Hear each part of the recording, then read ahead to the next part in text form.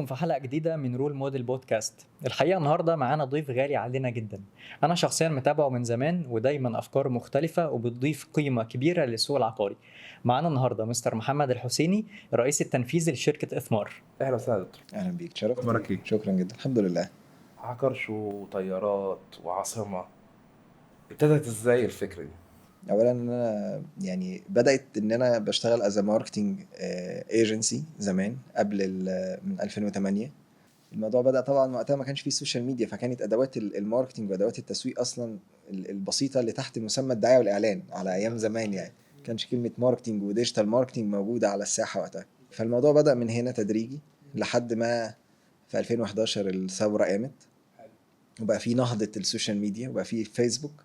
فبدأنا نغير، حصل شيفتنج بقى من منظومة الدعاية والإعلان والأدوات التقليدية للديجيتال والعالم الجديد بتاع السوشيال ميديا. يعني فمن هنا حصل ترانزيشن في الشركة وفي أفكارنا.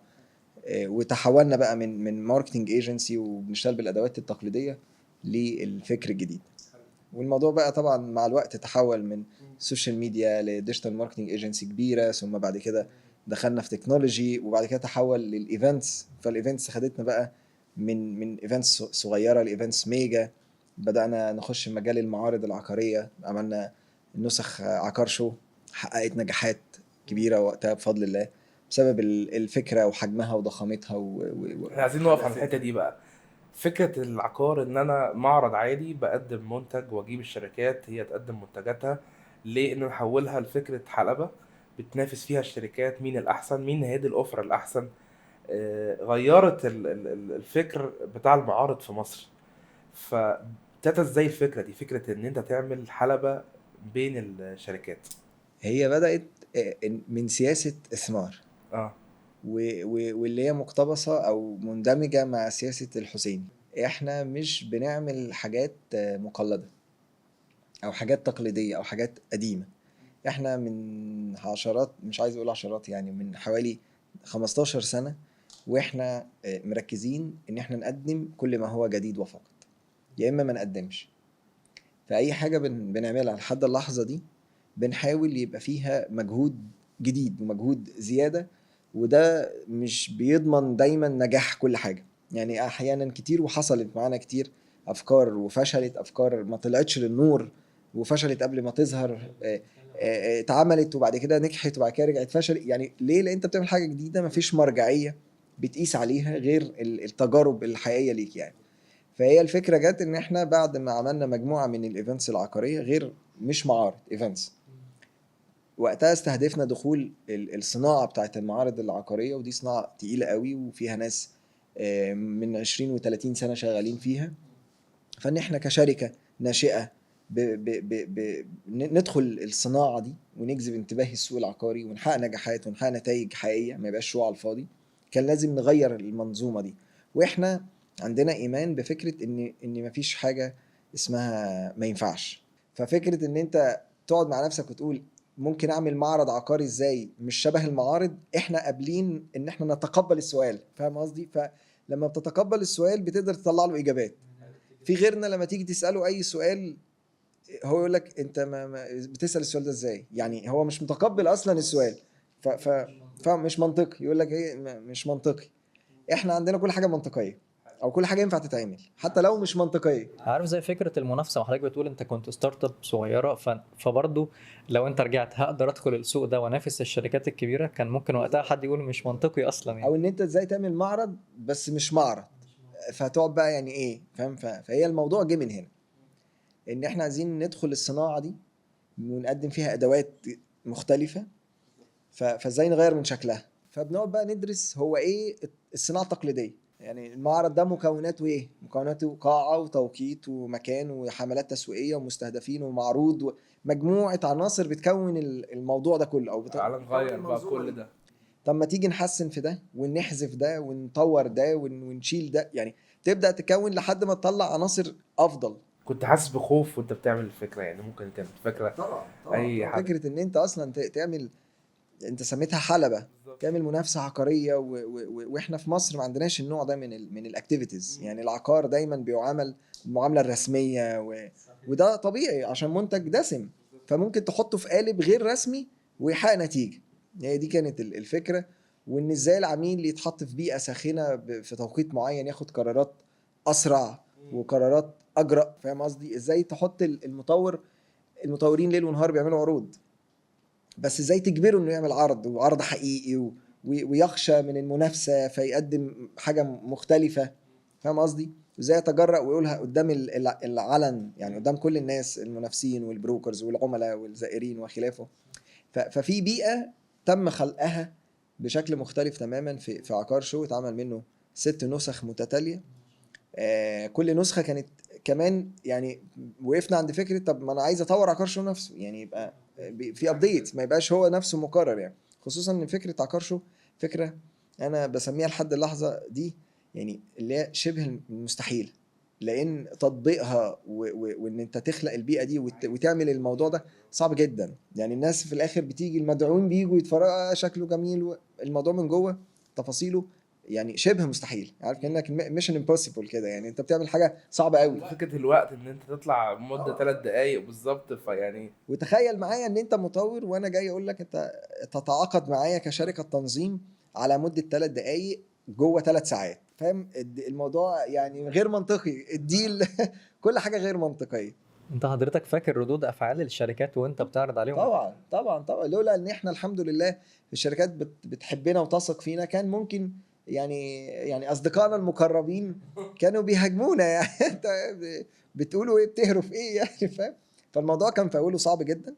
النسخه الاولى كانت التحدي العظيم، ولكن ربنا اراد ان هي تبقى يعني تنجح بشكل استثنائي، فيبقى في عقار شو. كان 2019 تقريبا. نعم، كان 2019 2018. 2018. بس ودي مش اول حاجه نعملها، يمكن دي اكتر واشهر حاجه، ولكن احنا عملنا قبليها حاجات كتيره جدا مختلفه. من اول ما بدانا في السوق العقاري او نركز على السوق العقاري من 2011 و12، واحنا ما فيش حاجه قدمناها مش جديده. حتى الحملات التسويقيه اللي كنا بنعملها از ماركتنج ايجنسي كلها كانت مختلفه، بتكنيكس مختلفه، بمسجز مختلفه، كانت بتحقق نتائج محترمه للشركات. وفضلنا 6 سنوات بنقدم النوع ده من الخدمات لحد ما لقينا ان لا، السوق كله بقى ماركتنج ايجنسيز، وخلاص المنتج بدأ يستهلك وما بقناش قادرين نقدم فيه اضافه جديده. واحنا من النوع اول ما نحس ان احنا مش قادرين نقدم اضافه جديده، اذا بقينا لا نصلح ان احنا نكمل الطريق ده خلاص، لا اما هنتحول لشركه وسياسه تقليديه.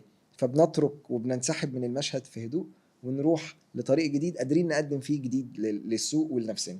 كانت ايه الخطوه الثانيه بقى؟ احنا ما زلنا جوه اطار الايفنتس، ولكن احنا الحمد لله متحررين من فكرة المعارض. احنا مش شركة معارض عقارية، احنا شركة ايفنتس.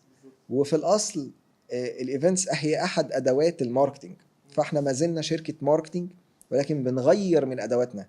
زمان كانت الاداة اسمها سوشيال ميديا كامبينز ولا فيسبوك ولا واتيفر، تحولت للايفنتس، بقت لا دي لا تتنافى او لا تتعارض مع ادوات تانية، ولكن احنا شركة ماركتينج بنقدم خدماتنا التسويقية في هيئة أدوات. أحد أدواتنا اللي مركزين عليها خلال ال5-6 سنوات اللي فاتت كانت الإيفنتس بأكتر من شكل وأكتر من نوع. يعني إحنا في إثمار بنقدم 8 أنواع من أنواع الإيفنتس، من ضمنهم عقار شو، من ضمنهم انفستور اكسبو، من ضمنهم حاجة اسمها انفستورز هاب، من ضمنهم حاجة اسمها إثمار كامب، كلها إيفنتس. كل نوع من ال8 اتعمل مرة واثنين وثلاثة، في أنواع اتعملت 12 نسخة. فاهم قصدي؟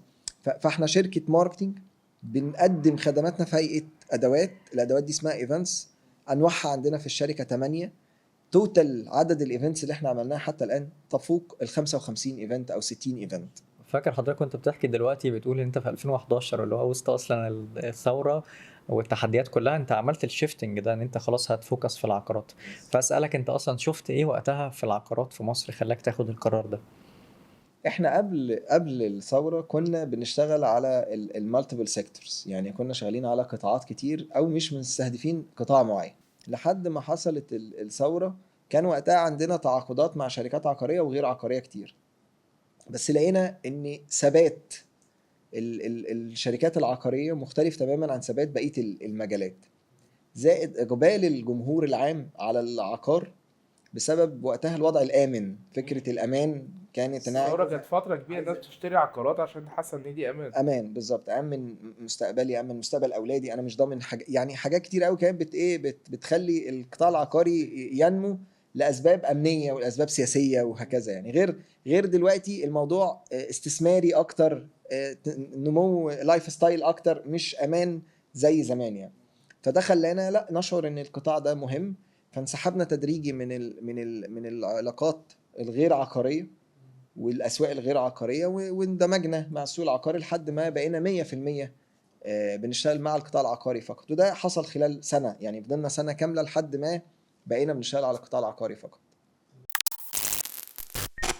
لو انت فاكر برضو في رحلتك دي انت اتكلمت عن كذا فكرة، عقار شو وانفستر اكسبو، اكيد الافكار دي كلها قابلتك فيها تحديات، سواء بقى وانت بتعرض الكلام ده على المطورين او البروكرز اللي ممكن يشاركوا معاك، او وانت في الاوبريشن بقى في وسط المعارض او الايفنتس دي. فقول لي كده ايه اكتر التحديات اللي فاكرها وعمرك ما تنساها؟ بص، هو على فكره التحديات اصعبها وقت تكوين الفكره والاعلان عنها اكتر من وانت شغال جواها. لان انت وانت شغال جواها ده تحدي عمل، خلاص انت جوه دخلت الموضوع خلاص. الملعب، فتحديات التشغيل يعني. اما وانت بتكون الفكره ده موضوع صعب قوي، عشان انت ما بتبقاش عارف هي صح ولا غلط، هي هتجيب نتيجه ولا مش هتجيب، هتضرب في وشك ولا هتحقق حاجه، هتحسن من اسمك وسمعتك وعلاقاتك، ولا هيحصل ريجكشنز باشكال مختلفه يعني.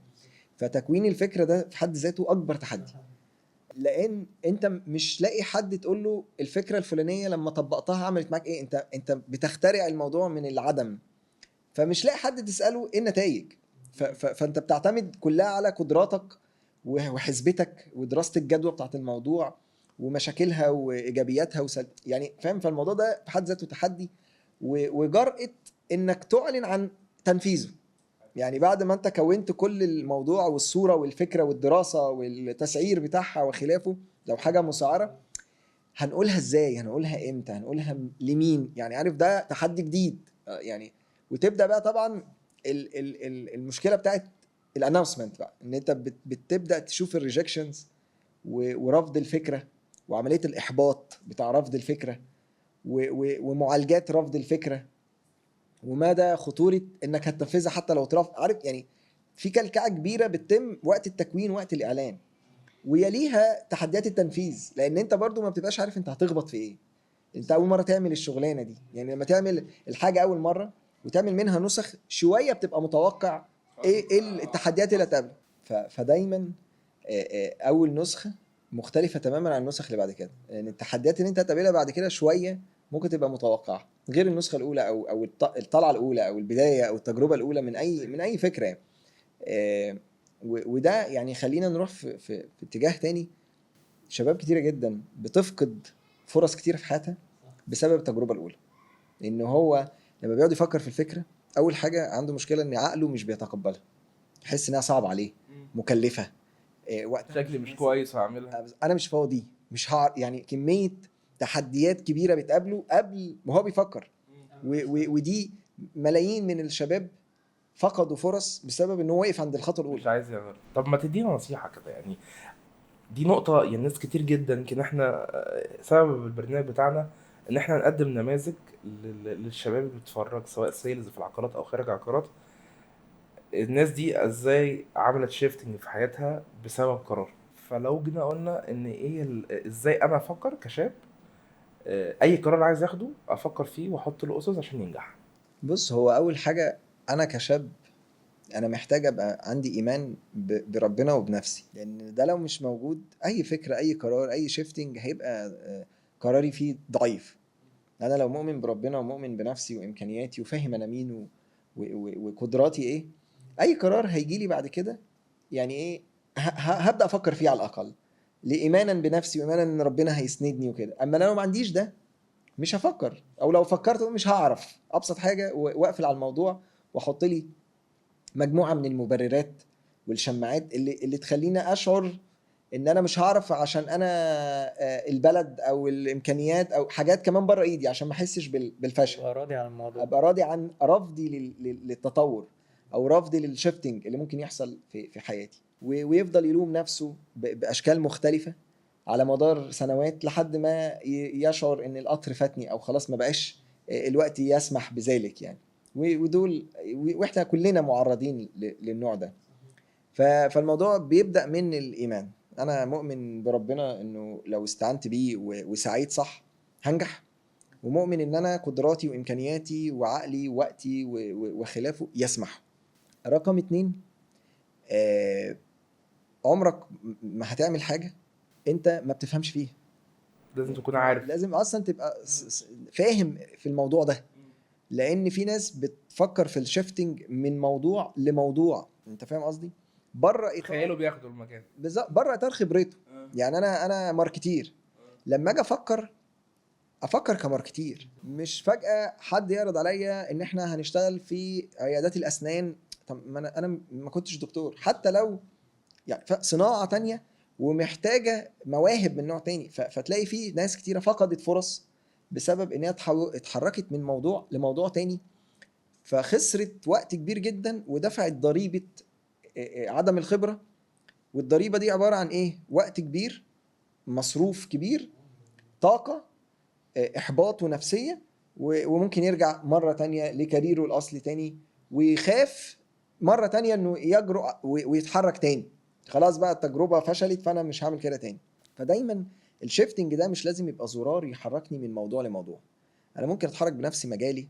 زي شفت انا من شويه قلت لك ايه، انا اتحركت من الماركتينج، من الادوات التقليديه للسوشيال ميديا، من السوشيال ميديا للايفنتس، كلها جوه اطار معين.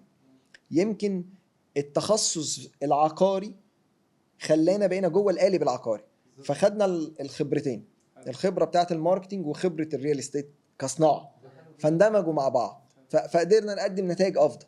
فاهم قصدي؟ ممكن يبقى التوسع ان انا عملت نفس اللي انا بعمله ده بس في الخليج. فانت فاهم يعني؟ يبقى دي الشيفتنج. لان في ناس بتعمل الشيفتنج بشكل درامي جدا، بيهز الحياه وبيضيع مجهود ووقت. فلازم تبقى ايه، ستيبس 1 2 3 يعني. بس فبعد الايمان بربنا وبنفسي، ابقى عارف الحاجه اللي لازم هشتغل ابقى فيها عارف انا ازاي. هعمل ايه، بعمل ايه، امكانياتي تسمح ولا لا. واي بني ادم امكانياته تسمح. يعني قاعده كده عامه، اي بني ادم بما انك بني ادم، تسمح ان تقول حاجه. مش ربنا خلقك في هيئه اي حاجه غير ان انت بني ادم، فامكانياتك تسمح، بس بتسمح بسلالم. يعني انا امكانياتي تسمح ان انا اطلع السلمه رقم 4، انت امكانياتك تسمح انك تطلع رقم 6. فاهم قصدي؟ مش ممكن امكانياتي ما تسمحش ماديا ولا فكريا ولا علاقات ولا فخلاص عندي سلمه رقم 1 اكتفي بيها واطلع السلمه دي. لان الطموحات والسوشيال ميديا والعلاقات والشكل العام وخلافه خلوا الناس عندها فكره انا عايز افتح شركه. طب ما الشركه دي الراجل ده عشان يفتحها عمل 1 2 3، هو دلوقتي في رقم 4، اطلع اولى واطلع 2 واطلع 3 عشان توصل ل4.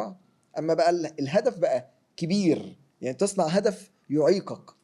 فاهم قصدي؟ لو انت قادر من اول خطوه تفتح توصل للسلمه رقم 4، اتس اوكي، يلا وفرت وقت، امكانياتك تسمح، عقلك يسمح، فلوسك تسمح، علاقاتك تسمح، وهكذا يعني. طب ما تسمحش، مش معناها صفر، معناها خطوه رقم 1. خلصت خطوه رقم 1، خلصتها بانجاز كبير بسرعه كبيره، ممكن تؤهلك انك تنط الخطوه رقم 3، وممكن لا تطلع خطوه رقم 2. ممكن تفضل في السلمه رقم 1 سنه واثنين وثلاثه، يعني ما تيأسش، ما ترجعش. انت في غيرك ما قدرش يطلع سلمه رقم 1، انت بقالك مستمر فيها 3 4 سنين، تمام. شركتك فيها 3 موظفين، بقالك سنتين على الوضع ده، اتس اوكي. في غيرك يتمنى انه يفتح شركه. فاهم قصدي ايه؟ فحجم الهدف وحجم الطلعه الاولى يتناسب. يعني انت كبني ادم قادر تعملها، مش لازم يبقى تفتح شركه، تطور من نفسك، تغير البوزيشن بتاعك، تنط من شركه لحجم شركه اكبر على نفس البوزيشن. يعني لان دايما بقى مرتبط الاهداف عندنا ان انا افتح شركه، ان انا اشتري حاجه. فاهم انت؟ بالظبط، لازم اوصل للي انا شايفه. انت معكش عربيه، عايز تشتري عربيه، اشتري اصغر وابسط، سوري، واحقر واقدم عربيه. ده سلمه رقم 1. مش لازم اركب اللي يناسب شكلي قدام الناس واللي خلاص. انت اطلع سلمه رقم 1 وهي هتتحرك معاك. انت وفرت وقت، وفرت مجهود، وفرت فلوس. الثلاثه دول لمده سنه هيؤدي لك لعربيه افضل شويه، وهكذا يعني على اي مستوى يعني. حتى الجواز، الناس كتير انا لازم اكون نفسي. ايه معيار تكوين النفس؟ كده انا مالهاش معيار فعلا. يعني انت ايه السلمه الاولى اللي تخليك تعرف تتجوز؟ انك تعرف تاكل انت وشريك حياتك وتناموا في مكان، انت فاهم؟ دي سلمه رقم واحد. في ناس فاهمه ده فقدرت تعمل الخطوه دي، والنهارده عندها اسره وبيت وحياه ولايف ستايل وكل حاجه. في ناس قعدت 5-6 سنين عشان اجيب الشقه وافرش واشطب واجيب الحاجات، فقعد 5-6 سنين. طب على ما وصل لايه؟ للمستوى ده اللي هي سلمه رقم 4. مش عارف يحافظ عليها في ولا لا. ناس خلال سنه وصلت لسلمه رقم 1، لما عدى 3-4 سنين هو في سلمه رقم 10. التاني افتكر انه لما بدأ كبير، انت فاهم؟ فعندنا مشكله في الحته دي دايما، لو راعيناها هنتغير كلنا، خصوصا الشباب اللي هو عنده بيفكر في التغييرات، او هو مجبر على التغيير. خلص الجامعه فلازم يشتغل، قعد في الشغل كتير فلازم يترقى، فضل كتير في الحياه بتاعت الوظيفه وعايز يفتح بيزنس او يشارك ناس، او عازب وهيتجوز، او عايش في بلد وعايز يسافر لبلد، اللي هو لسه عنده متقلبات كتير.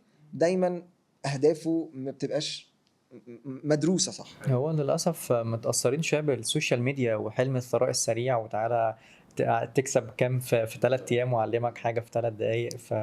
فللأسف من تأثر السوشيال ميديا يعني. بس يعني المايند سيت والثلاث خطوات اللي حضرتك قلتهم دول حاجة في منتهى يعني الجمال. كلام مكلكع شويه، لا يعني بالعكس. يعني حاولت ابقى بقوله تطبيقيا، مش زي ما بنسمع في الكورسز كده، حدد اهدافك واكتب احلامك كل ده صح، بس يلا نطبق يعني. يلا بقى نطلع من بره، مشكله اكتب كبيره بتقابل وحدد، الناس. والكورس بيقول ايه والكتاب كتير بيقول ايه، يلا ظلمت نحاول نطبقه. بالظبط. واي حد واتيفر في اي مجال او في اي احتياج شخصي او اهداف شخصيه، لو خد الكلام ده هيطبقه على الكيس بتاعته، لو هو فهمه صح او لو قدرت اوصله له يعني. بس وعلى الاقل يعني يشتغل بالمتاح. هو دي مايند سيت مش عندنا يعني. دايما بيبقى مستنيين مثلا لو انا هصور حاجه كاميرات ومعدات ومش عارف ايه، رغم انه اكبر التشانلز مثلا يعني كمثال على اليوتيوب، لو رجعت الاول فيديو هتلاقيه بيصور عادي بكاميرا موبايل اصلا، وفي صوت ودوشه ومش عارف ايه. ودلوقتي بقى حاجه، احنا بقى الناس للاسف الشباب زي ما حضرتك قلت عايزين يروحوا بقى للخطوه النهائيه دي مره واحده يعني. فطبعا لا يعني نصيحه في منتهى الجمال الحقيقه. هي بما اننا بنتكلم عن الخطوات، فاحنا برضو عايزين نروح للخطوه الاخيره. الفكره اللي عملتها اسمار في الاخر، فكره تصدير العقار او اهتمامها بتصدير العقار. كتير بيتكلموا عن تصدير العقار، منهم اللي بيتكلم بشكل منطقي، منهم اللي مش على ارض الواقع. يمكن دي خطوه خدتها اسمار الفتره اللي فاتت لما بدات تعمل او تخاطب العملاء الغير المصريين في الاستثمار في مصر. طبعا هي كده الشركه شايفه رؤيه في الاستثمار العقاري في مصر، عشان كده خدت الخطوه دي. فانت شايف الخطوه دي ازاي، وتاثير تصدير العقار بشكل عام على السوق العقاري في مصر؟ هل هو فعلا حاجه يحتاجها السوق المصري ان يبدا حالا يخش يعني تصدير عقار بالتزامن باللي بيحصل في العلمين وفي الساحل الشمالي في الوقت الحالي، ولا شايفة خطوة لسه كمان قدامها خطوات كتير لازم تعمل ولازم مجهود كبير من الدولة ومن المطورين عشان نقدر احنا نوصل للنقطة الكويسة في الجزء بتاع اللي يخص تصدير العقار؟ لو رد مباشر على سؤالك، فاحنا متأخرين جدا في فكرة تطبيق التصدير العقار ككلمة يعني، او على مستوى اسمار. دي مش فكرة. انا انت بتقول اخر حاجة عملناها دي مش معرض او فكرة، ده ملف كبير على مستوى البلد، واحنا كشركة بنحاول يبقى لينا تأثير فيه او انتاج فيه بشكل او باخر، واحنا متبنيين التركيز عليه من حوالي 4 سنوات. ليه؟ لان احنا كنا بنسمع عن المصطلح ده من حوالي 10 سنوات، كلمة تصدير العقار يعني كمصطلح بدأنا نسمعه فعلا من حوالي 10-12 سنة ماكسيمم يعني. ولكن بنسمعه بس. يعني احنا كشركة لما بدأنا ندرس هو ايه الملف ده، طب ايه دورنا كمنظمين للايفنتس او كشركة ماركتينج بشكل عام، هل لينا دور؟ ملناش دور، مش بتاعنا. فكان الإجابة الواضحة لا، لينا دور. احنا شركة ماركتينج، شركة محايدة في السوق، ولا احنا مطور ولا احنا بروكر ولا احنا حكومة ولا احنا مقاول. احنا شركة ماركتينج سيرفيس بروفايدر، بنقدم خدماتنا لشبه لكل القطاعات او كل اللي بيخدموا على القطاع يعني. بالعكس ليك دور مؤثر جدا يعني. بالظبط، خصوصا اداه تسويقيه يعني. احنا كاداه تسويقيه، مش بكلم هنا حتى كاستثمار يعني، كل اللي بيشتغلوا في صناعه الترويج للقطاع العقاري بادواته واشكاله المختلفه يعني لينا دور في الملف ده. في منا اللي عارف دوره، وفي منا اللي متجاهل دوره، وفي منا اللي مش عارف انه ليه تاثير يعني. فاحنا من الشركات اللي لما درسنا الموضوع لقينا لا، لينا دور وقادرين نقدم فيه خطوات باشكال مختلفه. هو دور كبير ودور دولي يعني، مش شركه هتتبناه ولا مطور ولا يعني. الموضوع السوق كله كل اطرافه بقى، من اول الحكومه والمطور والبروكر والمسوق وشركات الماركتنج اقصد، كل الاطراف اللي بتشتغل في القطاع ليها دور في الملف ده. فاحنا حاولنا ان احنا نتحرك فيه باشكال مختلفه. عندنا اكتر من خطوه عملناها. عملنا مجموعه من الايفنتس، مؤتمرات تحت مسمى انفستورز هاب او ملتقى المستثمرين. تستهدف فيهم اللي هم الغير مصريين مينلي ولا المصريين اللي بره؟ لا غير مصريين. احنا عملنا الكونفرنسز دي في الكويت وفي السعوديه وفي الامارات. عملنا مجموعه من النسخ لاستهداف الاخوه الخليجيين لطرح فرص مصريه عليهم. شايفين مصر ازاي يعني؟ هو الجزء المستثمرين شايفين مصر ازاي؟ بص، مصر عندنا كده عنوان كبير اسمه ان الناس دي بتبني يعني ده عنوان كبير من ايام الفراعنه، ان مصر مدن، مصر 100 مليون، مصر محافظات، مصر توسع معماري، مصر تنوع. لان احنا بلد ربنا خلقها عندها نيل وعندها بحر وعندها طقس وعندها مقومات طبيعيه، وعندها ايه يعني الاقصر واسوان، وعندها شرم وغردقه، وعندها القاهره والجيزه، وعندها يعني عندنا ورث كده جغرافي بيمنحنا كل النقاط القوه اللي اي دوله بتتمناها يعني. واحنا كمهندسين بقى، لا يعني معروف مين المهندس المصري ومين المقاول المصري يعني. دي حاجه الحمد لله موجوده لحد النهارده يعني. يمكن دول كتير تطورت تكنولوجيا وهكذا، بس ما زالت مصر على مستوى الدول العربيه معروف حجم التطور العمراني فيها، خصوصا ان احنا حجم السكان عندنا اكبر من اي دوله خليجيه بمراحل. فلو حتى في دوله قادره انها تطور نفسها في الجانب المعماري على قد حجم الدولة دي مقارنة بحجمنا، فما بيبقاش يعني في مقارنة. فاهم قصدي؟ فده عنوان مسهل علينا حاجات كتير جدا. فلو سؤالك مصر معروف عنها ايه، لا، مصر معروف عنها ان هي بتبني وبتعمر صح، خصوصا بالرؤية الجديدة. المدن، فكرة المدن الجديدة يعني. زمان كنا بنتوسع، ده الموضوع. فاهم قصدي؟ دلوقتي لا، احنا بنبني مدن، بنخلق فرص جديده وكونسبتس جديده، وننقل العاصمه من مكان لمكان، وننقل الحكومه والادارات الحكوميه من مكان لمكان. ففي نظره مختلفه بيقابلها مشاكل وتحديات والعمله والمصاعب الاقتصاديه اللي في البلد، بس النظره العامه ايجابيه. والدليل على ده ان في دول دلوقتي حابه انها تخش تشارك معاك في الجزء المعماري، جزء التطوير العقاري بشكل او باخر، زي راس الحكمه وخلافه يعني. فده بقى واقع احنا عايشين فيه ونجحنا فيه، وخلاص دورنا فيه ان احنا نكمله ونتوسع فيه. بس لما نرجع تاني لملف تصدير العقار، هتلاقينا ان احنا من اضعف الدول اللي بتطبق المبدأ ده بكل اركانه وبكل سياساته يعني. فاحنا كشركة كنا بنحاول ان احنا نبقى مفيدين، وما زلنا بمجموعة الادوات اللي بنحاول نبتكرها. احنا اول شركه تعمل ملتقى للمستثمرين وتجمع مستثمرين في بلد غريبه، وتجيب لهم مطورين مصريين عندهم فرص استثماريه، ويطلع المطور يطرح ده بشكل او باخر في هيئه فرص استثماريه، مش معرض بنبيع فيه وحدات لغير المصريين. الموضوع اكبر من كده. لما حبينا ان احنا نحاول نستضيف، لان عندنا نقطه ضعف كبيره اسمها ان الناس دي مش شايفه يعني. في الاخر بروح له بلده فعايز اجيبه. فعملنا اول نسخه من معرضنا، او تاني نسخه من معرضنا، كان مخصص فيها استضافه لعدد 280 مستثمر خليجي جوه مصر. فان انت تعمل معرض داخلي وتحاول تستقطب فيه زوار من الخارج بالحجم ده، ممكن يبقى فيه معرض ويجي له افراد. لما يجي لك 280 ضيف من اكتر، هي 13 جنسيه عددا، معظمهم خليج وفي جنسيات اخرى فرديه يعني. فده كان برضو يعني بيصب في ملف تصدير العقار. الناس دي جت تشوف، خدت قرارات استثمار، شراء، مشاركات، whatever. بس على الاقل الورد اوف ماوس ده طلع وصور واتكلم وطلع في سناب شات وطلع في فيديو وطلع على تويتر وسافر وقعد مع ده وقعد واتفرج سبيشالي ان احنا بدانا نطور الادوات. يعني احنا اول شركه في مصر تاخد تصريح استخدام الطائرات الهليكوبتر. نتكلم عنها دي. وتجيب الناس تتفرجهم على المدينه من فوق او المدن من فوق. تبدو من الخارج فكره جميله ومترقعه يعني كفكر، اما هي لا، تنفيذها صعب جدا، كان شبه مستحيل طبعا. بلس ان هي مش اداه، مش فكره، دي اداه استراتيجيه. يعني هي شكلها من بره الله جميله وفكره حلوه، واسمار عملت لقطه وحسيني طالع في الطياره الهليكوبتر واتعرفنا بيها قوي يعني.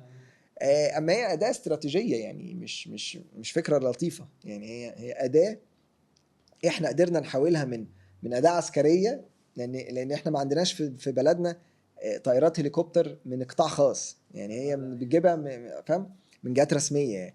فقدرنا نحاول نستخدمها استخدام اخر، ونجحت مره واثنين وثلاثه، وعندنا القدره ان احنا نستخدمها لاهداف اكبر يعني.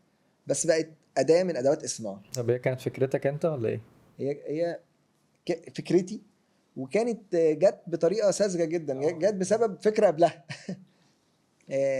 وقت كورونا وقت كورونا كان مفيش معارض ومفيش بقى قاعات ومفيش تجمعات يعني. كورونا بقى خلاص جت، فالوقوع بقى وكلنا حالتنا النفسيه نزلت، واحنا كمان بقينا عاملين زي السياحه، شركه معتمده على التجمعات.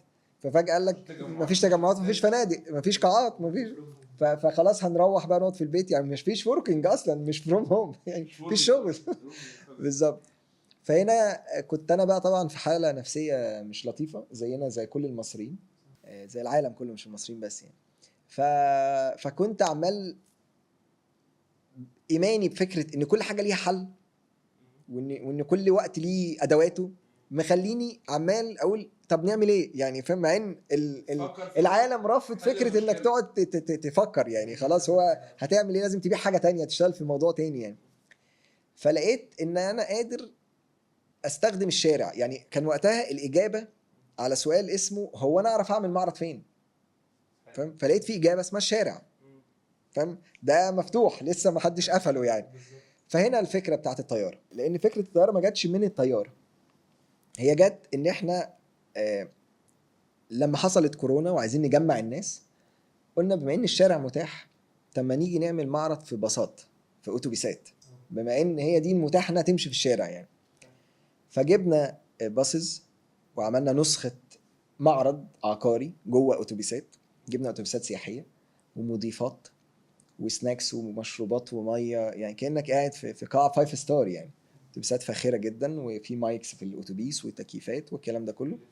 وعملنا حملاتنا التسويقيه على انك هتيجي تتفضل في الباص، والباص يروح للمشروع العقاري، يقف على الارض المشروع، ويطلع السبيكر، يطلع متحدث من كل شركه يعمل برزنتيشن عن المشروع وهو في الباص، والضيف قاعد زي ما هو بياخد سناكس وبيسمع التفاصيل وبيسأل، ومعاه البروشور بتاع البروجكت، وهو قاعد على الكرسي، وجايب أسرته معاه كمان، وجايب أصحاب القرار يعني. والباص يطلع يعني يقف عند المشروع دقايق ويتحرك للمشروع اللي بعده. فالفكرة نجحت وحركت السوق. ما السوق ميت مش نايم يعني، فاهم؟ مفيش سوق.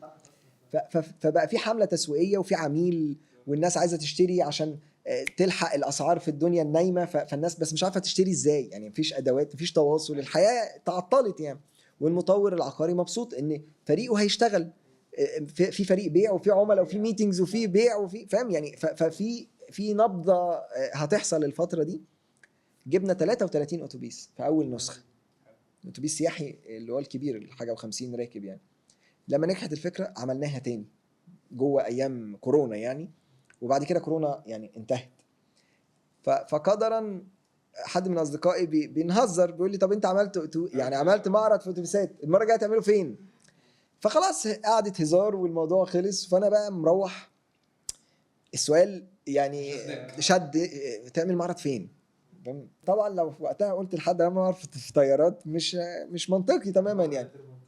فخدت وقتي لحد ما قررنا ان احنا هنعمل نسخه استثنائيه ونجذب انتباه الاخوه العرب اللي خارج حدود البلد. فهنا بدات ارجع تاني لفكره طب ايه الاداه اللي انا محتاج اظهر بيها قوه المدينه والتخطيط يعني والانشاءات لان احنا كان عندنا ده سبيشالي في العاصمه مستقبل سيتي والقاهره الجديده. يعني في اماكن انت لما تشوفها من فوق مش هتصدق تماما مهما شفتها على ماستر بلان، مهما شفتها من الارض، مهما شفتها حتى من الطيارات المدنيه وانت جاي من سفر او حاجه. مختلفه كليا عن ان انت تشوفها عن قرب بطياره بتحركك بالطريقه اللي انت عايزها، بتقف قدام مواقع يعني. فاهم الموضوع من فوق كليا مختلف يعني. طبعا انا اول ما قلت الفكره قلتها يعني للمقربين لمديرين الشركه. طبعا مش مع ان الناس دي اكثر ايمانا من اي حد في السوق يعني، لو هم من كتر ما يعني يلا بينا. بس الفكره دي بالذات استوقفت الجميع وكده يعني. حسيني هيس عارف الاحساس خلاص كده فلتت منه يعني، لان هي بره اطار المنطق يعني. هتجيبها منين وتعملها ازاي؟ فاهم؟ في اسئله كتير قوي قوي قوي تمنع اي فرد انه يفكر فيها يعني. ولكن انا عندي مشكله ان انا بمشي بالعكس يعني. طول ما الموضوع صعب اذا هو ميزه. يعني ده معناه ان مش اي حد يعرف يعمله بسهوله ومش متداول وسهل وصعب التقليد بالظبط يعني، ويبقى متفرد جدا يعني. وده خلاني اسعى ورا الموضوع تقريبا 7-8 شهور لحد ما وصلنا للتصريحات واول طلعه. ودي كانت بقى يعني ليله العيد يعني، مش مصدق نفسي يعني. بس فجت فكره الهليكوبتر من هنا، وبدانا نستخدمها استخدامات مختلفه يعني، مش استخدام واحد. وده يعني كل ده جوه ملف تصدير العقار. انت بتبرز امكانياتك كبلد وكمدينه بادواتك.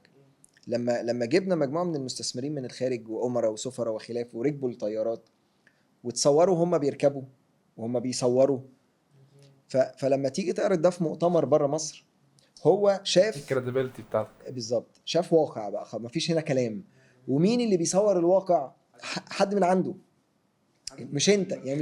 مش جايب درون ومسلط بيها الضوء على منطقه معينه تقول له بص احنا عاملين انجاز وعاملين عاصمه اداريه وعاملين تخطيط وعاملين. لا، انت من نفس اللي هم بيثقوا في بعض. فتعالى احنا جبنا ناس مسؤوله من عندك يتفرجوا واتفرج على اللي هم اتفرجوا عليه.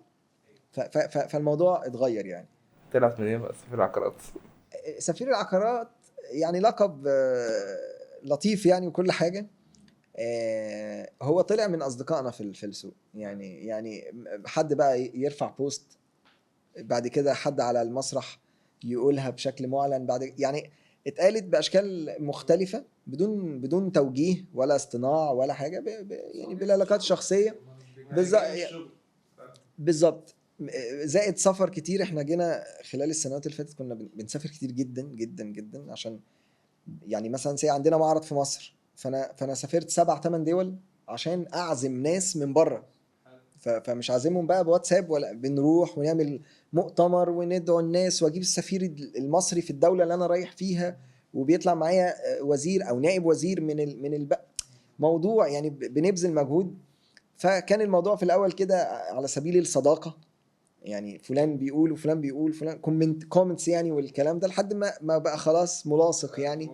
مع اني مش بتاع القاب يعني، في الاخر انا ده اكل عيشي وده شغلي يعني. انا انت بعيد عن السوشيال ميديا يعني مش بعيد ولا حاجه، لا انا قريب، بس انا طبيعي يعني، مش بسعى لحاجه يعني. وبعيد عن الاعلام يعني، انا مش ليل ونهار بظهر اعلاميا والكلام ده. انا مش فاضي يعني، مش مؤمن بالموضوع وكل حاجه، بس عندنا تاسكس كتيره جدا، مش فالموضوع جه من هنا يعني. بس وكمان انا استضفت سفراء كتير، فشويه الموضوع برضو كان ليه بعد سياسي يعني. ان يعني انا استضفت تقريبا سفير البرازيل بوفد من السفاره، السفير البرازيلي في مصر. استضفناه في العاصمه بعربيات فاخره، ويتفرج بقى على المدينه ونوديه عند البرج الايقوني. كل ده بيتصور عشان الجاليه البرازيليه في مصر او خارج مصر لما تشوف السفير بتاعها كريدابيليتي مختلفه. انت السفير ده يعني رئيس جمهوريه البلد في هنا، فرايح يزور المكان ويتفرج ويبدي اعجابه ويتكلم عن المكان في توك مصور فيديو وهو بيتحرك وهو رايح وهو بيتفرج وهو يعني فدي كريدابيلتي. فاستضفت سفير البرازيل وسفير الارجنتين، سفير المكسيك، المجر، ممثلة الامم المتحدة في مصر، سفير الهند. فان انت تستضيف الناس دي وتجيبهم مع وفد من المستثمرين وتفرجهم وتصور ده، يعني شويه كل ده جوه ملف تصدير العقار بس تطبيقيا. يعني فاهم احنا يعني احنا اقل ناس اتكلمت في الموضوع بس احنا اشتغلنا فيه كتير يعني. فشويه ده راح في اتجاه سفير العقارات يعني. هو اعتقد ده يعني زود مصداقيتك انت وشركتك مع الهيئات الحكوميه المصريه، صح كده؟ يعني دلوقتي التواصل لو انت مثلا محتاج تصريح لحاجه او سفير زي ما حضرتك قلت يسافر معاك، ده بقى اسهل دلوقتي، صح كده؟ لان احنا قدمنا كتير، مع العلم ان احنا كشركه في حاجات كتيرة جدا بنعملها ممكن ما بتنعكسش علينا بشكل مباشر كربح او حاجة. يعني انت لما تجيب سفير بتاع دولة انت فعليا ما استفدتش حاجة هنا، لان انت مش هتبيع حاجة، انت بتخدم ايفنتاتك، بتخدم فكرتك، بتخدم ملفك اللي انت شغال عليه. فلما قدمنا ده باشكال مختلفة بره مصر بقى وجوه مصر، مع الادوات التسويقيه، مع الايفنتس، مع كل ده، خلانا لما بنيجي نطلب سبورت بشكل او باخر من الدوله، شايفه شركه جاده بتقدم، بتحاول تقدم، فالحمد لله بيبقى في دعم بشكل او باخر يعني. طيب فاكر واحنا بنتكلم كنت قلت المحاولة بتاعة السعودية او ان انت تطلع بره مصر الأخيرة هي اللي نجحت، والموضوع أصلا كان مبني بقى من كذا سنة قبلها، يعني كذا محاولة. فعايز أعرف إيه الفرق بقى ما بين، يعني كان فين المشكلة في الأول في المحاولات اللي قبل كده، أو الأفكار اللي حضرتك غيرتها فخلتك دلوقتي يعني ما شاء الله حققت كل اللي حضرتك بتقوله من شوية. بص، هو يعني المفتاح الحقيقي في الاستمراريه، مش في الفكره اللي عملت تغيير. يعني فكره ان انت تفشل في حاجه وتفضل مستمر ان انت تحاول تنجح فيها، ده في حد ذاته هيوصلك لحاجه. فاهم قصدي؟ لان في ناس كتيره مجرد ما يفشل خطوه مره او خلاص ما يوقف، خلاص هيشعر ان الطريق ده مش بتاعي يعني. في حين لا، كمل بانك تسعى في طريق صح، يعني تسعى في طريق صح، كمل. بتفشل بتتعلم، بتفشل بتتعلم، فانت بتستفيد بشكل او باخر. فالخليج او السعوديه او وات ايفر كانت حلم زي اي حد نفسه يتوسع، يخترق بلاد تانية، يجيب ايراد من بلاد تانية، يعني توسع نوع من انواع النمو يعني. فاحنا من سنين واحنا نفسنا نتحرك بره مصر وتبقى ايه الدوله. ولما اتحركت كان عندي حلم ان أنا اتحرك في السعوديه، لان دي اول دوله انا زرتها في حياتي، اول سفريه. فبقى عندي حلم اسمه ان انا نفسي افتح بيزنس هنا، ونفسي اشتغل هنا، ونفسي انجح هنا. ففضلت الفكره دي موجوده في دماغي لمده سنين. فتحنا فرع لشركتنا وقت ما كانت ماركتنج ايجنسي، وقعدنا سنه، الفرع فشل وقفلناه. بعد كده سافرت عشان احاول اعمل معرض، ما عرفتش. بعد كده عملت فعلا تعاقدات وتصاريح وحجز قاعات وخلافه، وجت كورونا مسحت كل ده تماما. يعني خسرنا كل فلوسنا اللي حطيناها في الموضوع، لانه كان خلاص شهور ووقت المعرض، وكان في نفس الشهر اللي فيه كورونا والدنيا قفلت. فيئسنا وتعبنا، وبعد كده قلنا لا، يعني هنحاول. ف... فحاولت بتطبيق فكرة السلمة الأولى. يعني لأن لما رحنا عشان نعمل موضوع كبير وبتاع، كانت سلمة رقم 4 5، فكانت كبيرة. فلما حصلت كورونا كانت الخبطة شديدة، فكان نبدأ من الأول، بس نبدأ من سلمة سلمة. مش لازم عشان احنا في مصر لينا حجم معين فنبدأ هناك بحجم كبير. دلوقتي احنا يعني بعد كل الفترة دي، احنا اكتر شركة اشتغلت، اكتر شركة عملت ايفنتس غير مصرية هناك. عزمنا فيها الاف من المستثمرين، اكبر عدد من الايفنتس تم. يعني عملنا السلمة رقم 20. فاهم قصدي؟ بس بدأناه تدريجي وبهدوء وبدراسة وبوعي، فاتغيرت النتائج تماما يعني.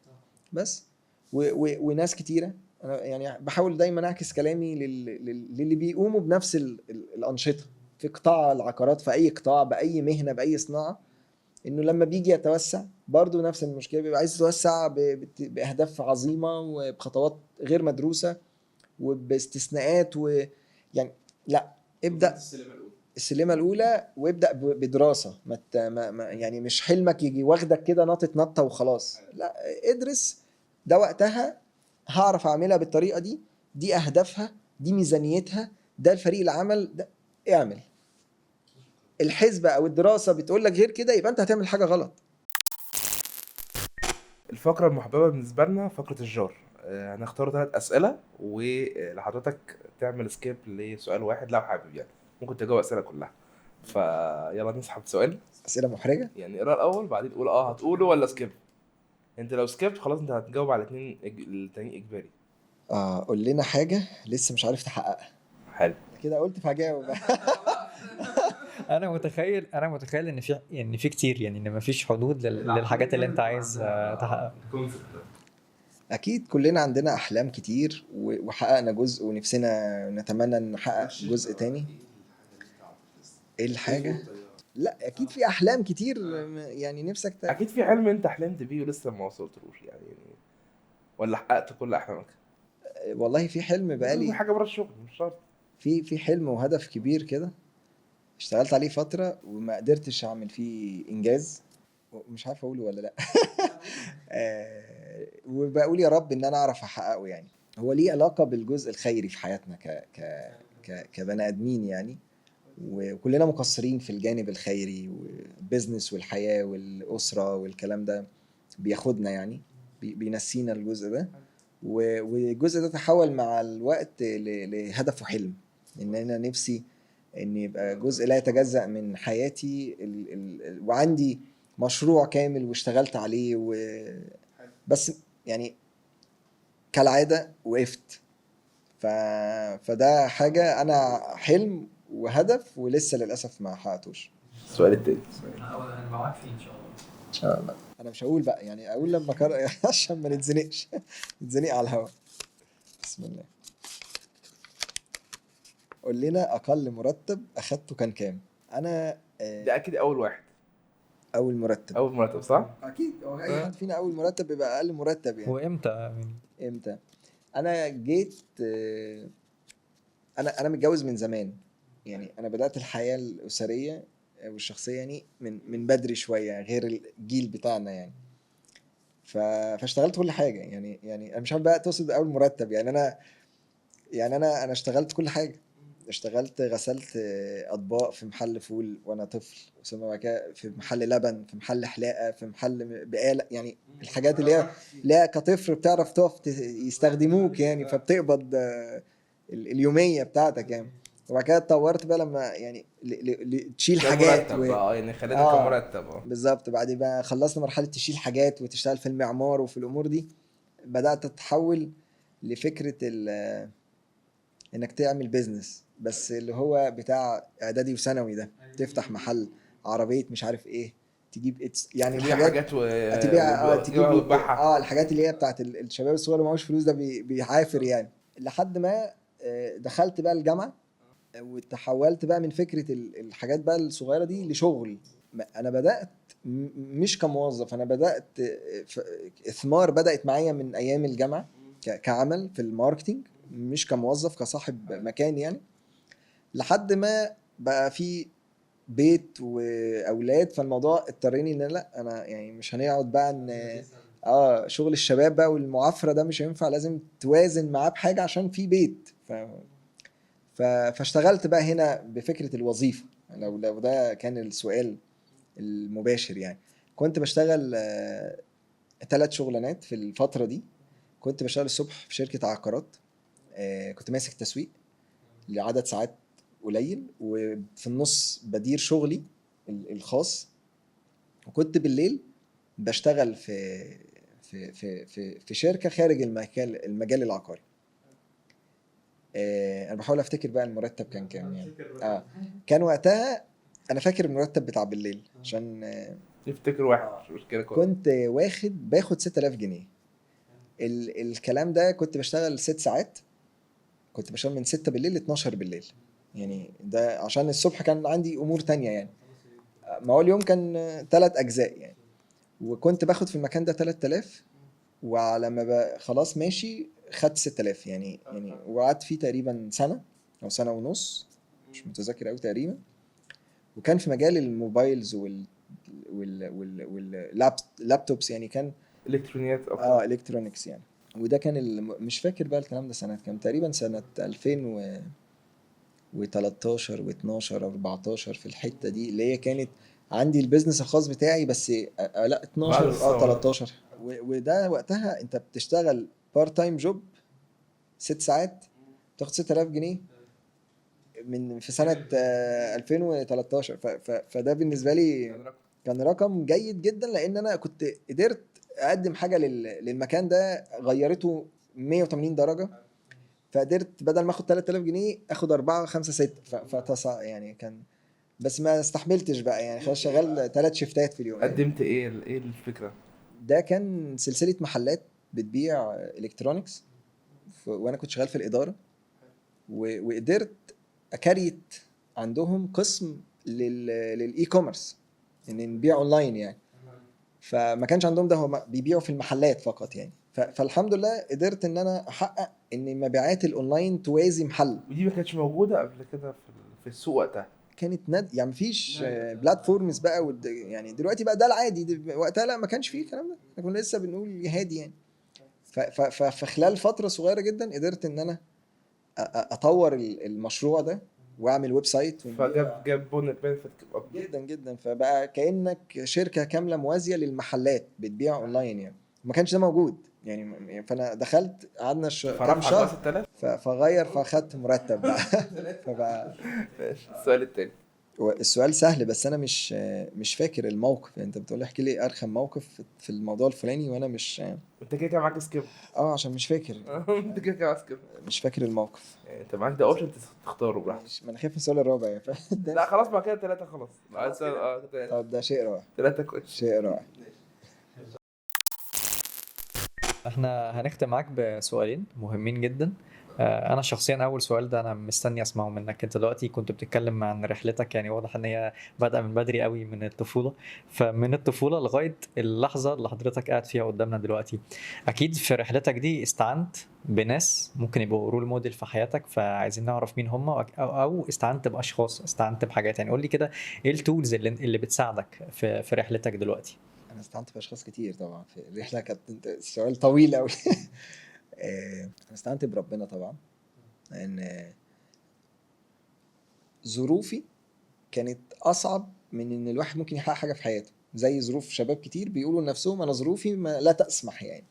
بس الواحد لما بيستعين بربنا بيبقى يعني ربنا بقى قادر على اي ظروف. فده كان سبب رئيسي يعني في اي رحله بقى، في اي نقطه من رحلتي يعني. وانا كمان مش بتعامل مع ان رحلتي ان انا نجحت يعني النجاح مش حاجه بتتوزن فتقول انا نجحت خلاص. فاحنا ماشيين لسه لحد ما نتوكل على الله. فانت محتاج تقعد تشتغل وتنتج وتبقى ليك تاثير في الحياه.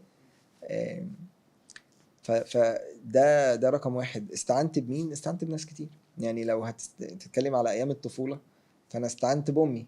امي اكتر شخص ساعدني في المرحله دي، لان انا طبعا لان انا والدي متوفي وانا عندي 6 سنوات، فهي كانت ابويا وامي في المرحله دي. ومن بعد بقى ما خلصنا مرحله الطفوله ودخلنا في مرحله الشقاوه، الطفل اللي كبر اللي بقى بيعرف يشتغل يعني، ودي انا بداتها بدري قوي برضو. فبدات استعين باخويا، بالناس اللي في جيراننا يعني. انا بكلمك بقى من زمان يعني. الرحله بقى مكمله طبعا. جيت يعني بسبب ان انا اتجوزت بدري، فبقى المعين الاساسي في الحياه ما بعد الزواج وما قبله، ايام الخطوبه والكلام ده، زوجتي. وهي الشريك الاساسي في حياتي كلها لحد اللحظه دي. ساعدتني بقى في كل حاجه يعني، ما فيش حاجه ما ساعدتنيش فيها يعني، فاهم يعني. زي ما عندها ايمان باللي انا بعمله، بس عندها ايمان بالتوازن، وده بيساعدني جدا ان انا مش كل حاجه بيزنس ومش كل حاجه والله شغل. البيئة طبعا على قد ما بتقدر، وفي نفس الوقت بتجري معايا في اي يعني اي خطوه بخطيها بتجري معايا من اولها لحد ما ننجح او نفشل، هي معايا في الرحله يعني. مسلمه امرها يعني. الفتره الاخيره بقى اثمار والسفر، طبعا فريق العمل بتاعي انه اساس اثمار، من مديرين واشخاص كل الناس اللي شغاله بكل الخبرات وكل الاعمار وخلافه، كلهم ساعدوني. لان انا بشتغل مع الناس بفكره الايمان والروح والكلام ده، مش موظفين بقى ومواعيد عمل وروتين.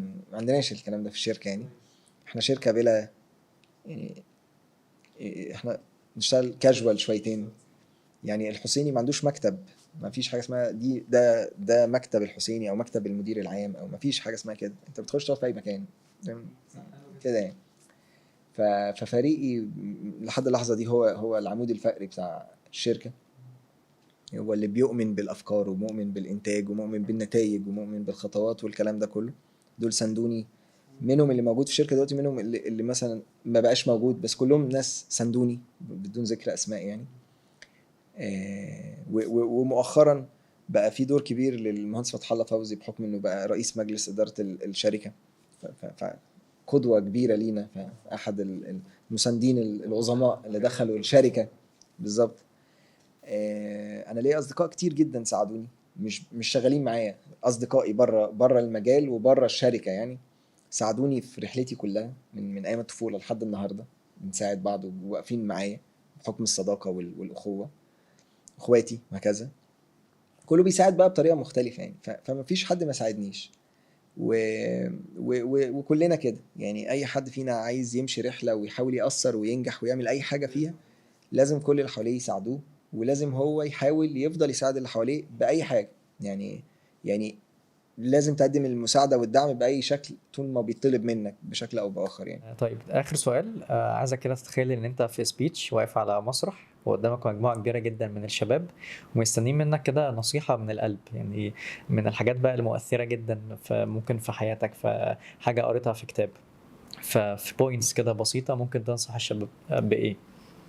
هقول لك الإجابة بشكل عشوائي شوية. أنا ما بعرفش أتكلم في 1 2 3 يعني، مش أحسن حد أعمل الموضوع ده يعني. أولا، الوقت أغلى حاجة في حياتك، هي وقتك. وأول حاجة هتتسأل عليها لما تموت وقت، فاهم يعني موضوع الوقت ده مش واخد الحيز، مش واخد الاهتمام بتاعه. فلو هنصح حد بمجموعة من النصايح، هيبقى أولها أنت بتعمل إيه في وقتك، حياتك بتستثمرها إزاي. لأن إحنا كمان بنهدر أعمارنا في أمور مش هترجع لك بأي نتيجة تماما يعني. فده رقم واحد. وده موضوع كبير، موضوع الوقت ودراسة الوقت وتقسيمة الوقت وإدارة الوقت يعني موضوع كبير قوي. أهم ما فيه إنه احترم وقتك يعني، لان هو سبب من اسباب نجاحك وفشلك والكلام ده كله. الامر التاني، خليك متميز يعني. whatever بتعمل ايه، موظف في ايه، بتدرس ايه، بتشتغل في ايه، بتبيع ايه، انت عندك القدرة انك تبقى متميز. بس انت مش حابب ده، او مش عارف تعمله، او مش عايز تعمله. نظرية رقم واحد، الخطوة الأولى. لا، دي الخطوة الأولى دي لو تحت نصح ازاي تتحرك. اما ان انت تبقى مختلف. انت كبني ادم ربنا صنعك تقدر تبدع، تقدر تتميز، وتقدر تختلف، وتقدر تبتكر. فانت حاول تعمل ده. هتلاقي النتائج بتتغير معاك، وهتلاقي ثقتك في نفسك بتتغير، وهتلاقي الناس بتشوفك بشكل مختلف يعني وقادر تعمله يعني. مفيش حد مش قادر يبقى متميز ومبدع ومختلف يعني. ربنا يعني خلق لنا كلنا عقول وامكانيات غير محدوده يعني، بس انت مش عايز تستخدمها، او مش عارف، او مش عايز، او whatever يعني. في نصيحه تانية تالتة مهمه جدا، اشتغل بما يرضي الله يعني. بالبلدي كده خالص، بما يرضي الله يعني، في الأمانة والاحترام والثقة والفلوس والحقوق اشتغل صح يعني. انت يعني انت كده كده مش هتعرف تكسب حاجة زيادة عن اللي اوريدي مكتوبة لك، اذا كان رزق فلوس، ولا رزق علاقة، ولا رزق خطوة، ولا رزق نجاح، ولا whatever ايه نوع الرزق. مش هتاخد اكتر من اللي مكتوب لك. فحاول تشتغل بما يرضي الله، عشان يعني وانت تاخده راضي ومبسوط ومؤمن بربنا قبل ما تؤمن. يبقى في بركه في كل حاجه. بالظبط. فاشتغل بما يرضي الله يعني. وحاول وانت في رحلتك تساعد ناس باشكال مختلفه ايا كان الناس دي مين. يعني هتلاقي حاجات كتير قوي بتبقى اسهل لك لان انت بتسهل على ناس طريق. ده ميكس نصايح كده سريع يعني. احنا مبسوطين جدا ان احنا كنا معاك النهارده. أنا اللي سعيد. دي من الحلقات اللي انا كنت مستنيها من زمان، عشان نعرف ازاي انت بتفكر وازاي انت بتبدع في الافكار بتاعتك. واتمنى ان يعني كلام حضرتك النهارده يأثر في الناس، ويبدأ ان هو لو في حد فعلا عنده خطوة يبدأ ياخد الخطوة الأولى. لكن أنا من النظرية اللي أنا هبدأ أنفذها، نظرية الخطوة الأولى دي، اللي أبدأ واخد ستيب باي ستيب. فأنا بشكرك جدا إن أنت قبلت دعوتنا وإن أنت تكون معانا. وإن شاء الله برضو نتقابل تاني، وفي أي معرض لازم يعني أنا بطلب منك إن أنت تدعونا إن إحنا نكون معاك. دعوة مفتوحة مطلقة مقدمة. يعني نحاول ان احنا نعمل، يعني ناخد من الثقافات التانية برضو في المعارض بتاعتنا، ان احنا نقعد مع الناس ونتكلم معاها. دي من الحاجات اللي احنا يعني من خططنا انا وبهاء اللي احنا نعملها. فانا بشكرك مرة تانية، وان شاء الله يعني نتقابل مرة واثنين وثلاثة مرة تانية في برامج لينا بإذن الله. احنا كلامنا مع الحسيني طبعا مش بيخلص، فهنضطر نعمل بقى كذا حلقة تاني ونتقابل تاني، عشان ما شاء الله واضح انه في هيستوري كبيرة جدا يعني فيها دروس كتير. بس للأسف حلقة النهاردة خلصت. ما تنسوش تعملوا لنا فولو على كل الشانلز بتاعتنا على اليوتيوب وفيسبوك وانستجرام وتيك توك. وما تنسوش كمان تعملوا لنا فولو على المنصات الصوتية ابل بودكاست وجوجل بودكاست وسبوتيفاي وانغامي. نشوفكم في حلقة جديدة.